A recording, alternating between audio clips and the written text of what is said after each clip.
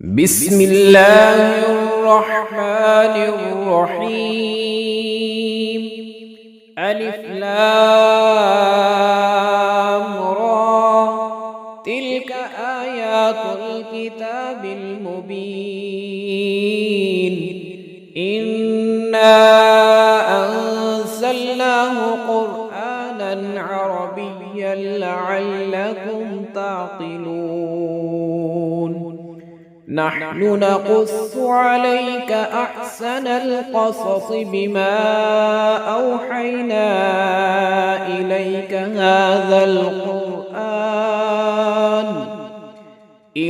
هذا القرآن وإن كنت من قبله لمن الغافلين.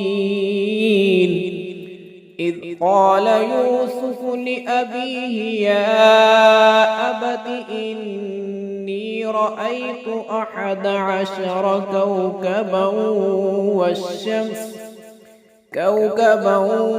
والشمس والقمر رأيتهم لي ساجدين.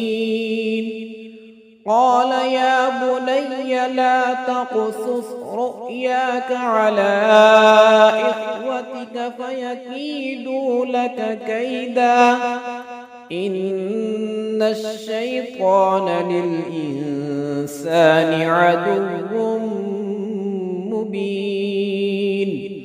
وكذلك يجتبيك ربك ويعلمك من تأويل الأحاديث ويتم نعمته عليك وعلى آل يعقوب كما أتمها على أبويك من قبل إبراهيم وإسحاق، إن ربك عليم حكيم. لقد كان في يوسف وإخوته آيات للسائلين.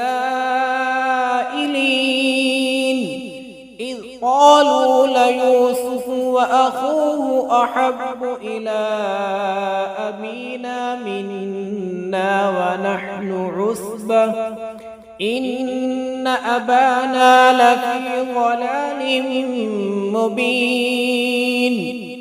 اقتلوا يوسف أو اطرحوه أرضا يخل لكم وجه أبيكم وتكونوا من بعده قوما صالحين. قال قائل منهم لا تقتلوا يوسف وألقوه في غيابة الجب والتقطه بعض السيارة إن كنتم فاعلين. قالوا يا أبانا ما لك لا تأمنا على يوسف وإنا له لناصحون. أرسله معنا غدا يرتع ويلعب وإنا له لحافظون. قال إني ليحزنني أن تذهبوا به وأخاف أن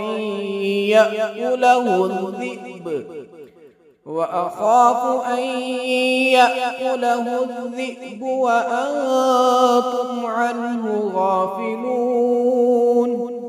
قالوا لئن أكله الذئب ونحن عصبة إنا إذا لخاسرون.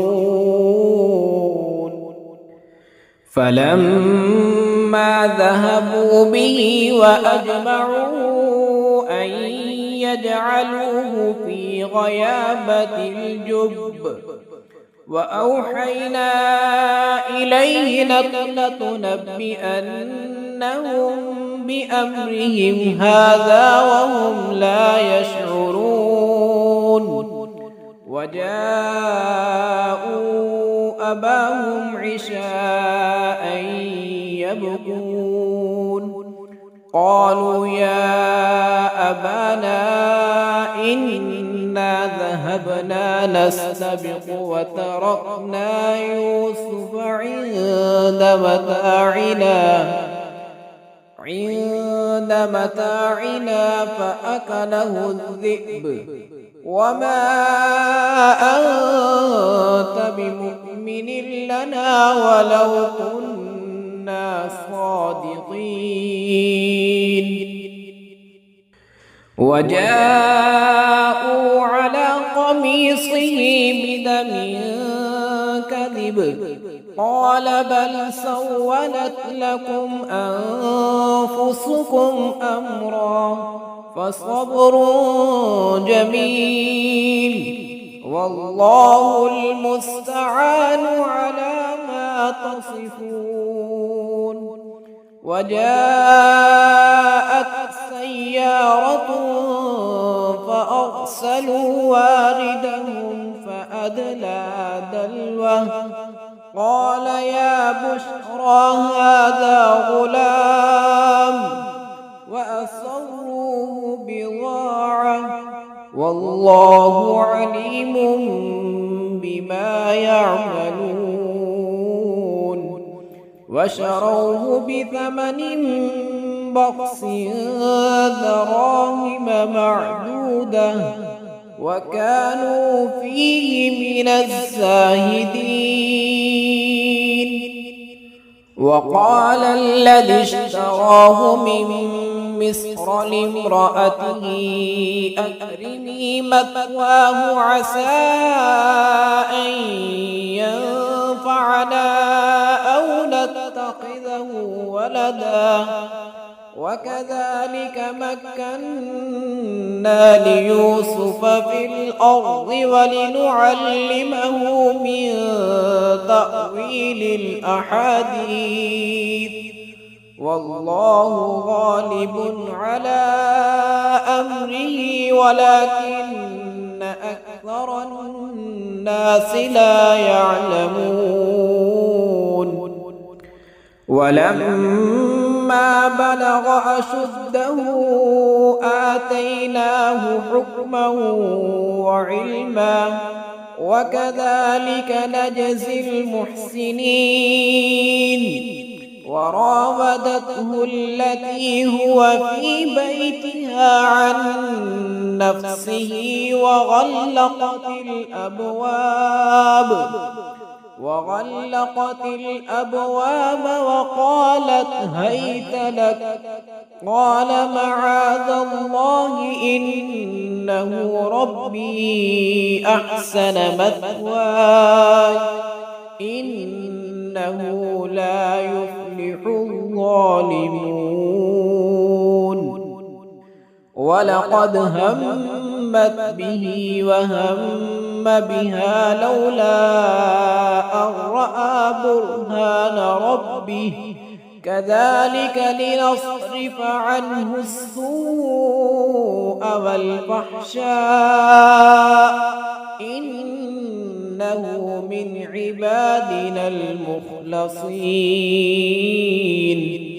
واستبق الباب وقدت قميصه من دبر وألف يا سيدها لدى الباب قالت ما جزاء من أراد بأهلك سوءا إلا أن يسجن أو عذاب أليم قال هي راودتني عن نفسي وشهد شاهد من أهلها إن كان قميصه قد من قبل فصدقت وهو من الكاذبين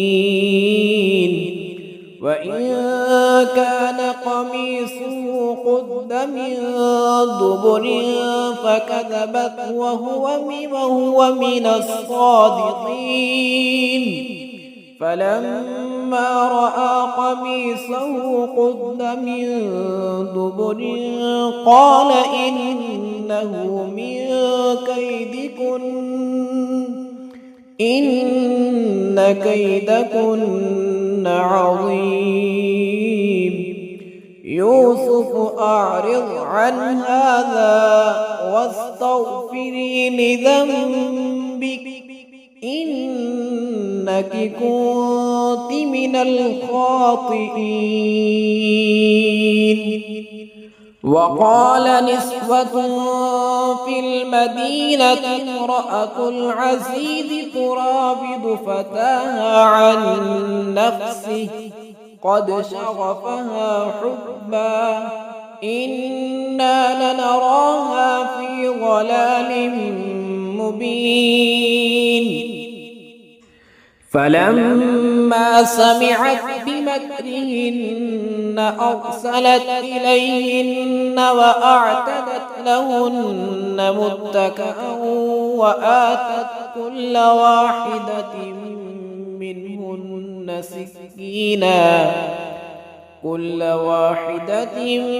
منهن سكينا وقالت اخرج عليهن. فلما رأينه أكبرنه وقطعن أيديهن وقلن حاش لله ما هذا بشرا إن هذا إلا ملك كريم. قالت فذلكن الذي لمتنني فيه ولقد راودته عن نفسه فاستعصم ولئن لم يفعل ما آمره ليسجنن وليكون من الصاغرين. قال رب السجن أحب إلي مما يدعونني إليه وإلا تصرف عني كيدهن أصب إليهن وأكن من الجاهلين. فاستجاب له ربه فصرف عنه كيدهن إنه هو السميع العليم. ثم بدا لهم من بعد ما رأوا الآيات ليسجننه حتى حين.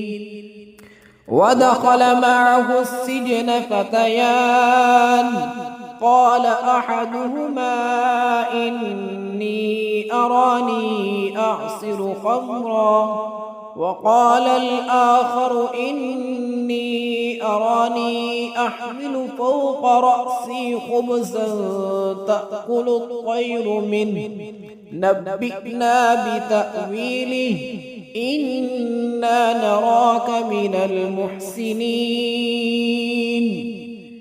قال لا يأتيكما طعام ترزقانه إلا نبأتكما بتأويله قبل أن يأتيكما ذلكما مما علمني ربي إني تركت ملة قوم لا يؤمنون بالله وهم بالآخرة هم كافرون.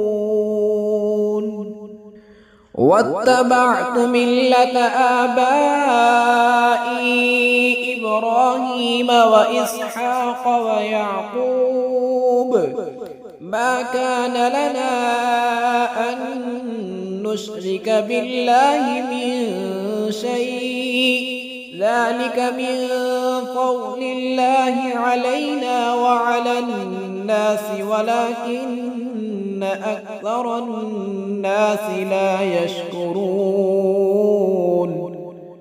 يا صاحبي السجن أأرباب متفرقون خير أم الله الواحد القهار ما تعبدون من دونه إلا أسماء سميتموها أنتم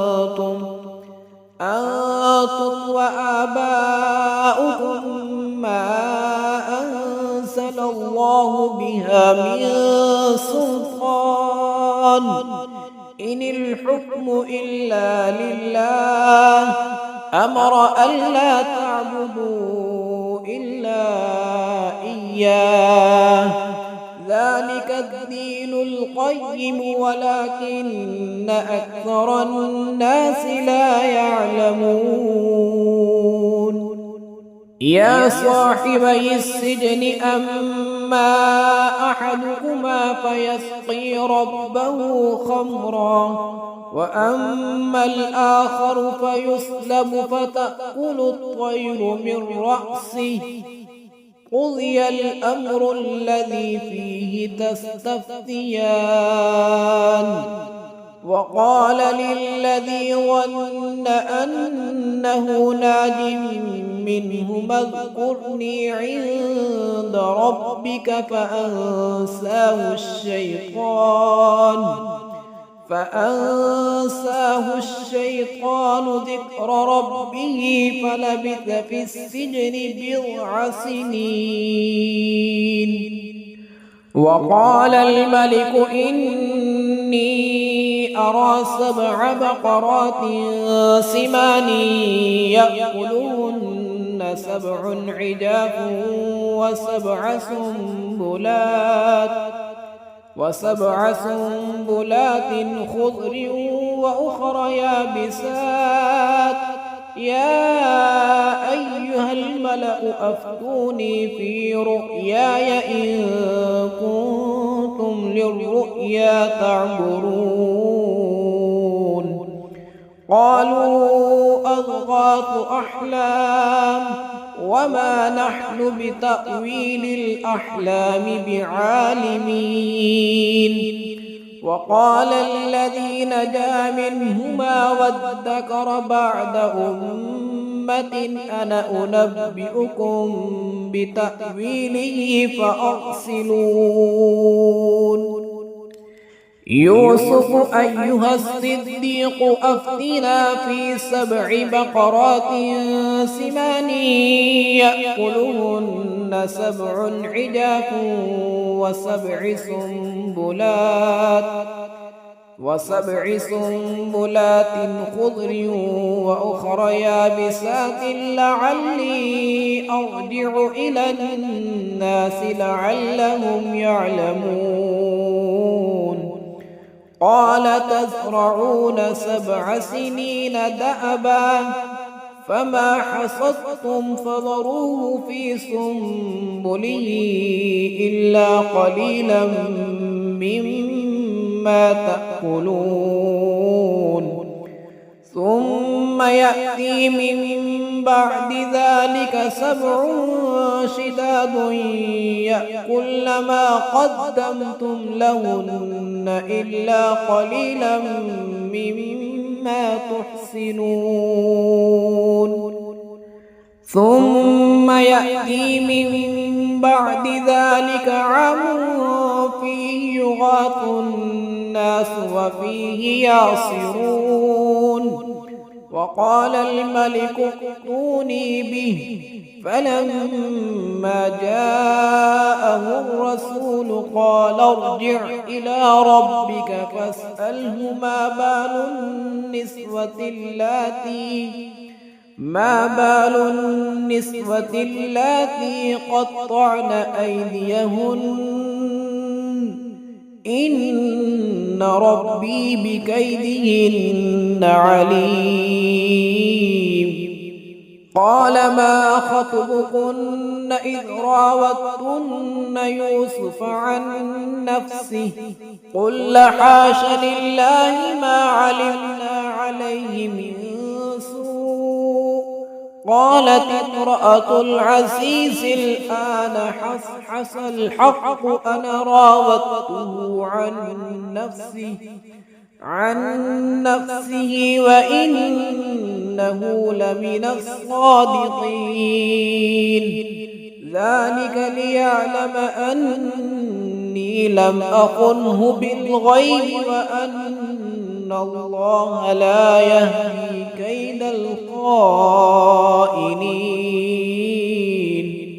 وما أبرئ نفسي إن النفس لأمارة بالسوء إلا ما رحم ربي إن ربي غفور رحيم وقال الملك ائتوني به أستخلصه لنفسي فلما كلمه قال إنك اليوم لدينا مكين أمين قال اجعلني على خزائن الأرض إني حفيظ عليم وكذلك مكنا ليوسف في الأرض يتبوأ منها حيث يشاء نصيب برحمتنا من نشاء ولا نضيع أجر المحسنين ولأجر الآخرة خير للذين آمنوا وكانوا يتقون وجاء إخوة يوسف فدخلوا عليه فعرفهم وهم له منكرون ولما جهزهم بجهازهم قال ائتوني بأخ لكم من أبيكم ألا ترون أني أوفي الكيل وأنا خير المنزلين فإن لم تأتوني به فلا كيل لكم عندي ولا تقربون قالوا سنراود عنه أباه وإنا لفاعلون وقال لفتيانه اجعلوا بضاعتهم في رحالهم لعلهم يعرفونها إذا انقلبوا إلى أهلهم لعلهم يرجعون فلما رجعوا إلى أبيهم قالوا يا أبانا منع منا الكيل فأرسل معنا أخانا نكتل وإنا له لحافظون قال هل آمنكم عليه إلا كما أمنتكم على أخيه من قبل فالله خير حافظا وهو أرحم الراحمين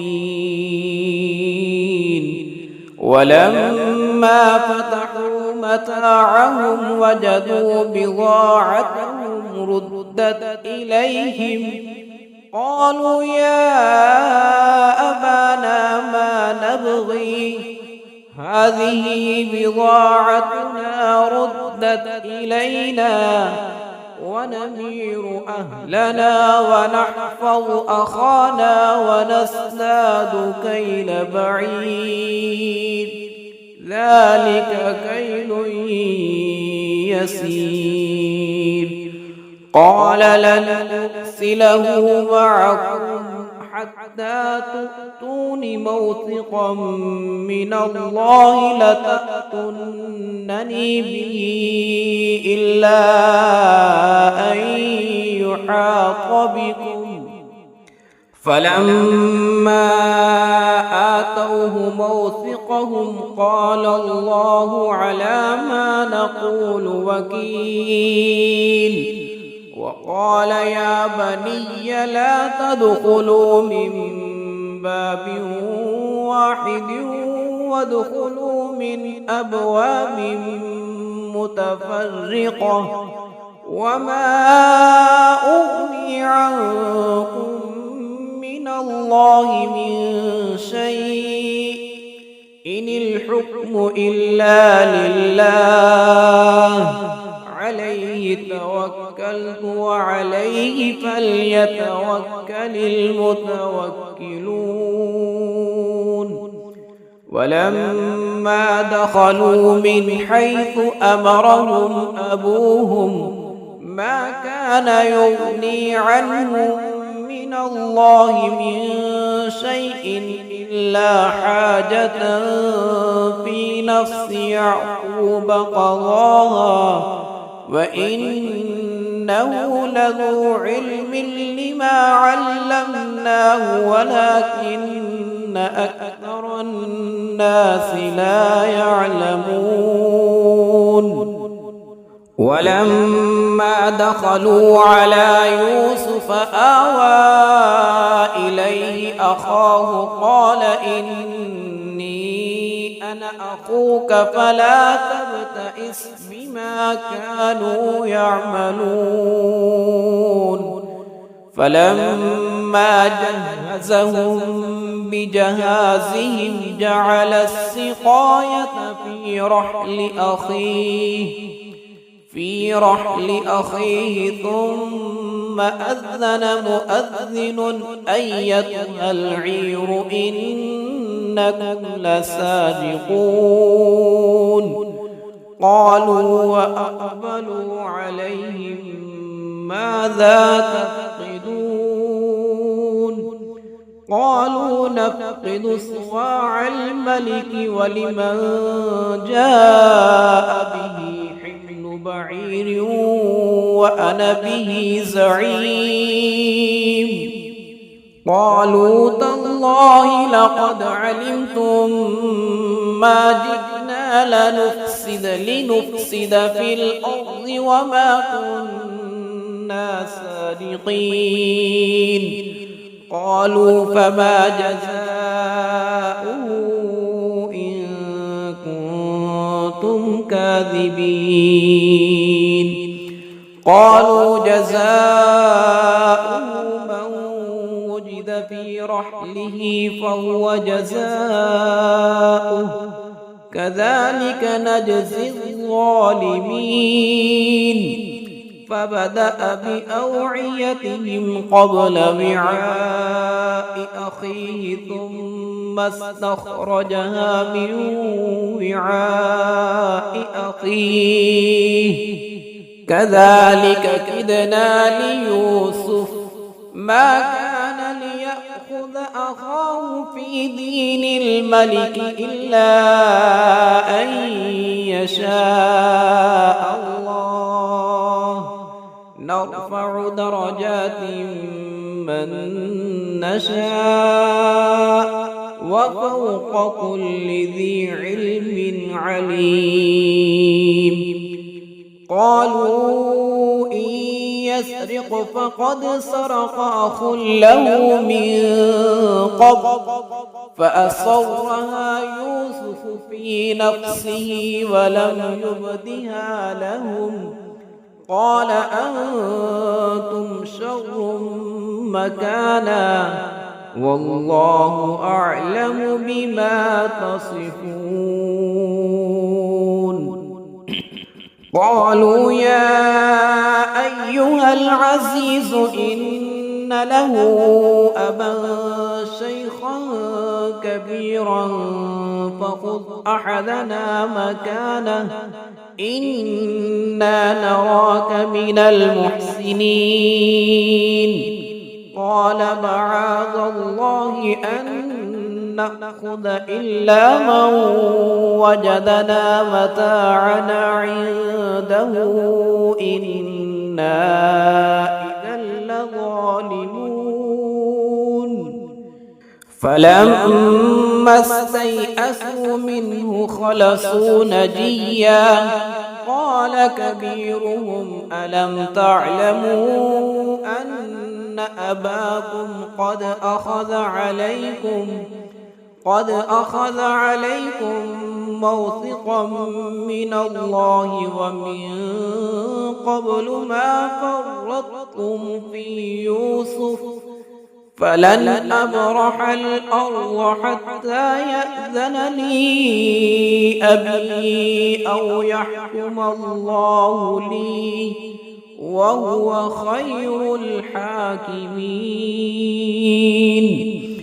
ارجعوا إلى أبيكم فقولوا يا أبانا إن ابنك سرق وما شهدنا إلا بما علمنا وما كنا للغيب حافظين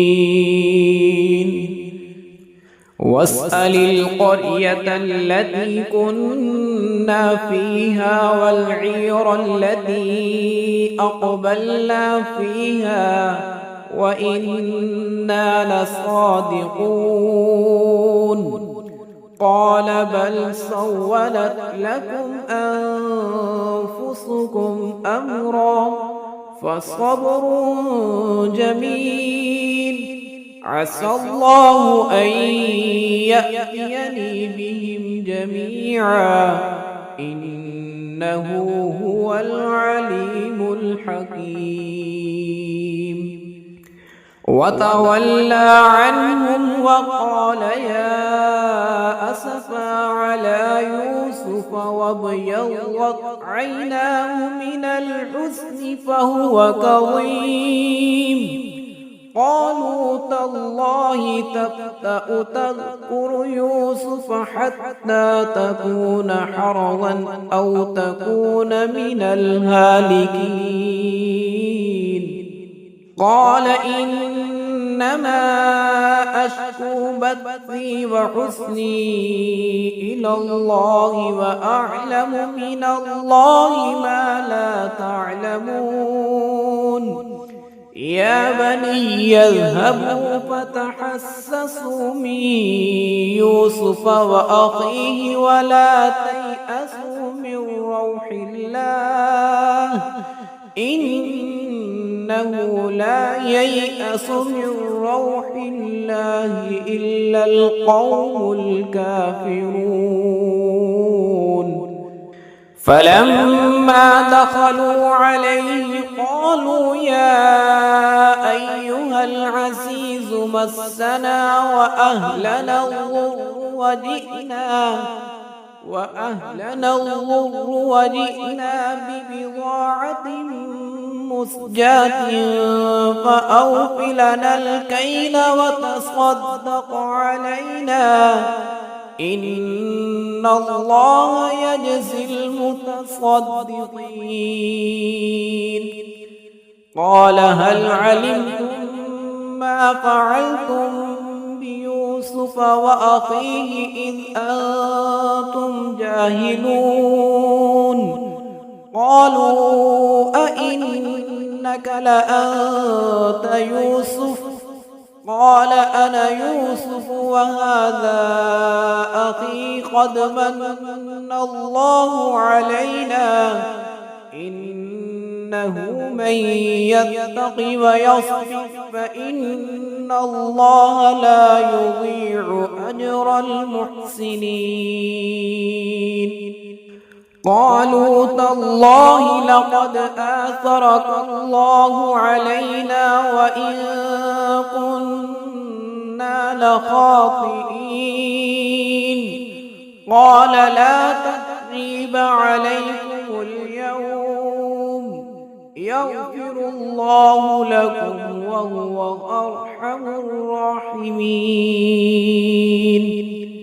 اذهبوا بقميصي هذا فألقوه على وجه أبي يأت بصيرا وأتوني بأهلكم أجمعين.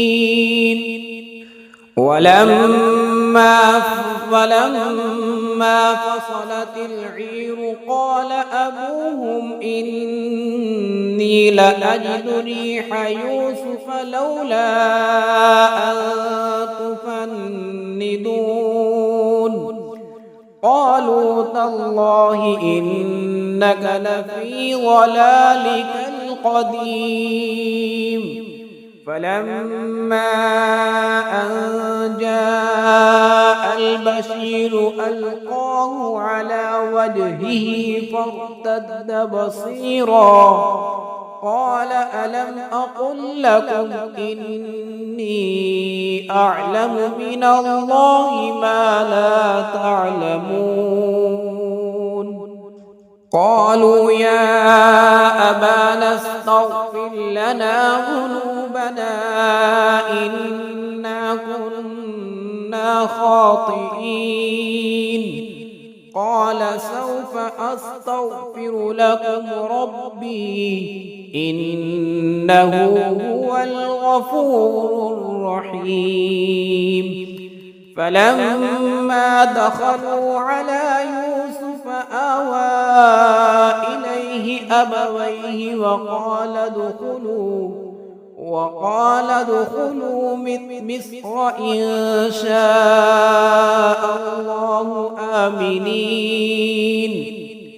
ورفع أبويه على العرش وخروا له سجدا وقال يا أبت هذا تأويل رؤياي من قبل قد جعلها ربي حقا وقد أحسن بي إذ أخرجني من السجن وجاء بكم من البدو من بعد أن نزغ الشيطان بيني وبين إخوتي إن ربي لطيف لما يشاء إنه هو العليم الحكيم. رب قد آتيتني من الملك وعلمتني من تأويل الأحاديث فاطر السماوات والأرض أنت وليي في الدنيا والآخرة توفني مسلما وألحقني بالصالحين. ذلك من أنباء الغيب نوحيه إليك وما كنت لديهم إذ أجمعوا أمرهم وهم يمكرون. وما أكثر الناس ولو حرصت بمؤمنين وما تسألهم عليه من أجر إن هو إلا ذكر للعالمين. وكأي من آية في السماوات والأرض يمرون عليها وهم عنها معرضون وما يؤمن أكثرهم بالله إلا وهم مشركون. أفأمنوا أن تأتيهم غاشية من عذاب الله أو تأتيهم الساعة بغتة وهم لا يشعرون. قل هذه سبيلي أدعو إلى الله على بصيرة أنا ومن اتبعني وسبحان الله وما أنا من المشركين وما أرسلنا من قبلك إلا رجالا نوحي إليهم من أهل القرى أفلم يسيروا في الأرض فينظروا كيف كان عاقبة الذين من قبلهم ولدار الآخرة خير للذين اتقوا أفلا تعقلون حتى إذا استيأس الرسل وظنوا أنهم قد كذبوا جاءهم نصرنا فنجي من نشاء ولا يرد بأسنا عن القوم المجرمين لقد كان في قصصهم عبرة لأولي الألباب ما كان حديثا يفترى ولكن تصديق الذي بين يديه وتفصيل كل شيء وهدى ورحمة لقوم يؤمنون